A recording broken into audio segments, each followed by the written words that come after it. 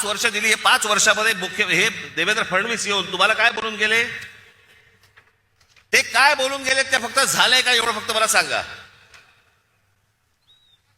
Nashik new metro प्रकल्प, Nashik IT park, Nashik logistic park, Dwarka Nashik उड्डाणपूल, नाशिकचा बाह्य ring road, Nashik Pune semi high speed railway मार्ग, इगतपुरीला आदिवासी क्रीडा प्रबोधिनी, महानगरपालिकेतील कर्मचारी अनुशेष असे अनेक प्रकल्प त्यावेळेला त्यांनी घोषित केले की भरून काढणार वगैरे, काही नाही. आणि हे म्हणे दत्तक घेणार.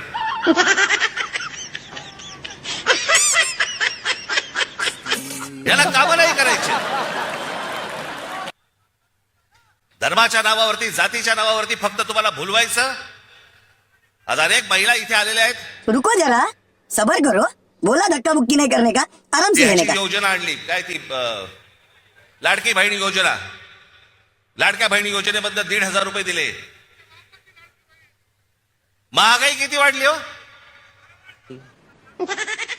हा, ते 1,500 रुपये तुमचे 15 दिवसात निघून गेले. साधा सिलेंडर 1,000 रुपये आहे. कुठे टिकणार आहेत 1,500 रुपये?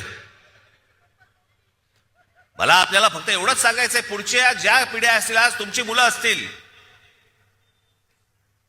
आज अनेक या महाराष्ट्रामधले अनेक उमेदवार आहेत किंवा अनेक लोक आहेत, त्यांची मुलं काय विचार करतील? काय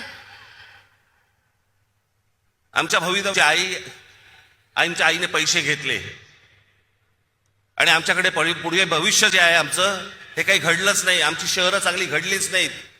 शहरात राहण्यासारखं काहीच